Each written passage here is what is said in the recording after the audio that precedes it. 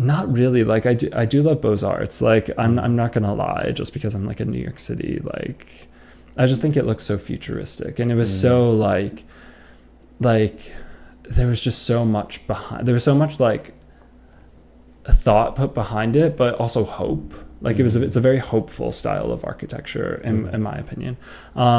And I think that really comes through in New York, right? Like when you walk into the Empire State Building's like lobby or like Rockefeller Plaza, everything is like angular again, but it always like erupts into these monuments that aren't like, they're not domineering, they're not looming over you. You feel a part of the architecture and the beauty of this grandeur. So and I think it is because the architects laid out beautiful plazas and beautiful endpoints to your visuals. To this idea though, it is it, so I'm hearing futuristic, I'm hearing grand, modern.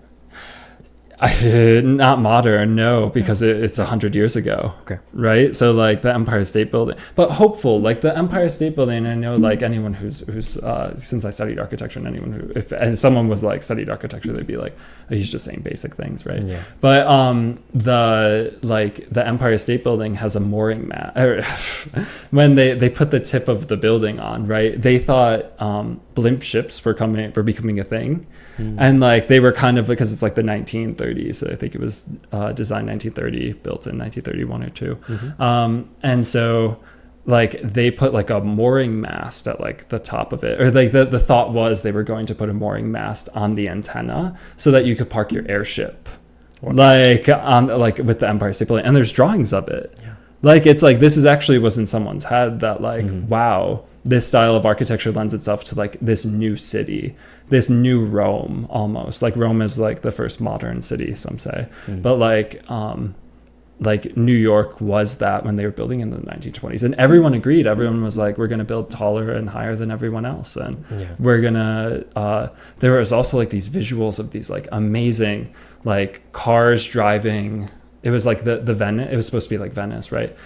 Cars driving like a river, but then you would elevate the sidewalks so that people were kind of like raised above the cars, and or the opposite. Sometimes there were other visuals where people would bring the cars above the sidewalks, and then you have the like a leveled city that's like it's flowing and traffic is happening in this fascinating way there. So it was all during the same time that these drafters were just being futurists about architecture, and it inspired a lot of things.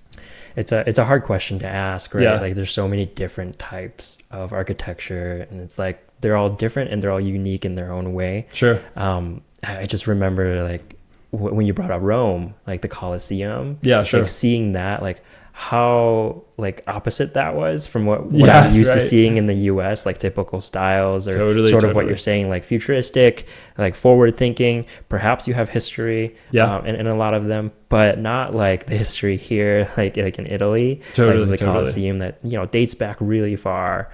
And you had gladiators there. Totally. You have a lot of these beautiful obelisks and like the Pantheon, where it's just like this type of architecture is like really, really old, and the history built into it is like very intense and very high magnitude of that. Definitely. Or like the steps, like the stairway systems within the city, like the Spanish Steps, I think they called it. Oh, sure. Yeah, totally. So like the combination of all these things like together really, it sort of goes beyond architecture, which is like you get this, like this is Rome, or like this is X city, right? This is the vibe, this is the environment, this is the surrounding, like this is what our people have built essentially. Totally. And I think it's also a sign of like how technologically advanced like societies were at the time.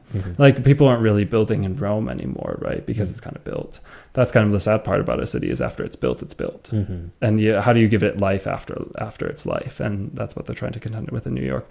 But when you're in Rome and you think I'm in Rome because you are in Rome, I had that exact experience when I saw like a public fountain.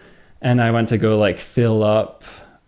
I was like thirsty, and I was like, people are drinking from this fountain. Like, can I drink from this fountain? I was like, maybe. And then I like looked it up on Google like real quick, and I was like, can you drink this? And it's like, And the answer that Google like brought to the top was like the Romans have had like clean water for thousands of years. That water is fine to drink. And I was like, whoa, they've been bringing clean water for a long time, you know, and there's probably been issues and whatnot, but it's like, wow, that's advanced. 2,000 years ago, bringing like water to your city. Wow. And so sure, Rome was the most advanced at one point. New York probably was the most advanced at one point.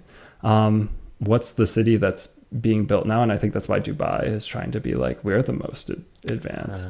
So yeah, it's all linear, right? Or it's on this timeline of humanity.